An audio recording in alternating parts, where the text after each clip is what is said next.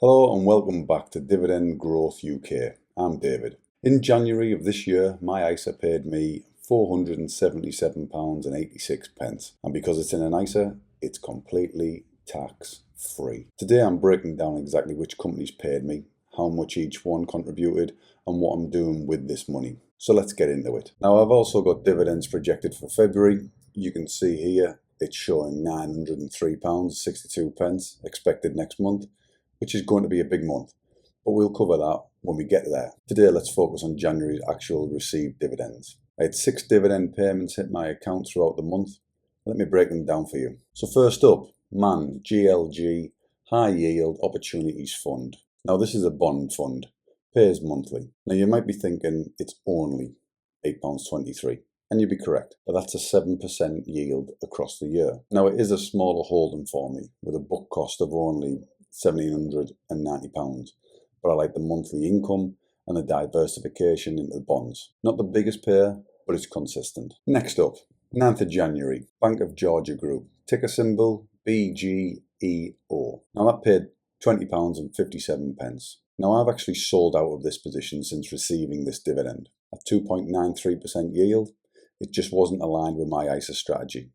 I'm focused on income generation in my ISA, and Bank of Georgia wasn't pulling its weight compared to my other holdings. So I've exited that position and redeployed the capital into higher yielding opportunities. Next up, January 16th. Now we're getting into the bigger numbers. Ticker symbol QYLP, Global X Nasdaq 100 Covered Call ETF. And this paid me £158.62. Now this is the Global X Nasdaq 100 Covered Call ETF. It's a monthly pair, and as you can see, it's yielding 11.43% on my position. Let me explain my strategy with these covered call ETFs because it's important context. These aren't meant to be permanent holdings for me. They're essentially a parking place for cash while I'm waiting to deploy it into individual stocks. Now, Interactive Investor only pays 2% on cash sitting in my ISA. I wanted that money working harder for me while I'm building up capital to reinvest. So I'm using QYLP and XYLP. These are both covered call ETFs to generate income from that cash. The 10 to 11% yield means my money is working much harder than sitting in cash at 2%. On the same day, January 16th, another covered call ETF, XYLP,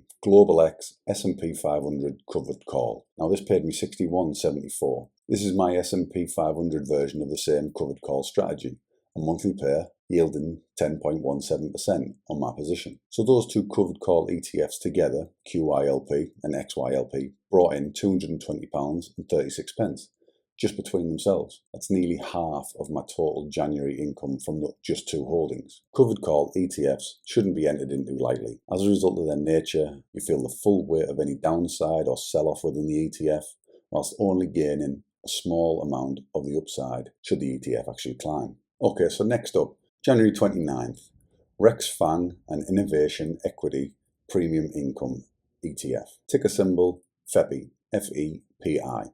Now this paid me £105.23. This is another covered call ETF. Monthly pair, the Rex FANG, and I'm yielding 27.14% on this position. Same strategy as QYLP and XYLP. This is part of my cash parking strategy while I'm deploying capital into individual stocks. Now the 27% yield sounds crazy, and it is, but again, these are temporary holdings for me, not long-term positions. I'm using them to generate income on capital that would otherwise be sitting in cash at 2%. I sell down those covered call positions and deploy it into those long-term holdings. Now finally, on the 30th of January, £123.47 from SSE. SSE is a UK utility company, pays semi-annually, and this was from the December 4th ex-dividend date, yielding 2.44% on this position. Now, like Bank of Georgia, I've sold out of SSE in my ISA. 2.44% didn't fit my ISA income strategy, but here's the thing. I still actually really like SSE as a company.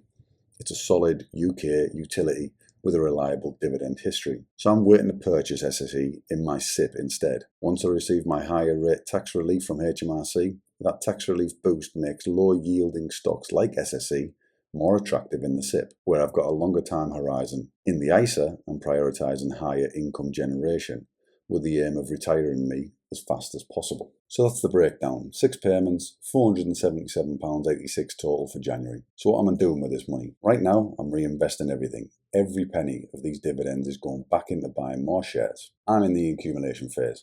I don't need this income to live on yet, so I'm letting compound growth do its thing. Those dividends buy more shares, which pays more dividends, which buys more shares. This is how you snowball. Now, current trajectory suggests that if I can maintain this for another 9 years, I'll reach an income level that I believe will pay for my life. And once it can, I'll switch to taking this income and living off it. I'll be breaking down February's dividend in next month's income report, but it's looking strong. If you are following along this journey with me, subscribe so you don't miss the next update. Thanks for watching, and until next time, bye bye now.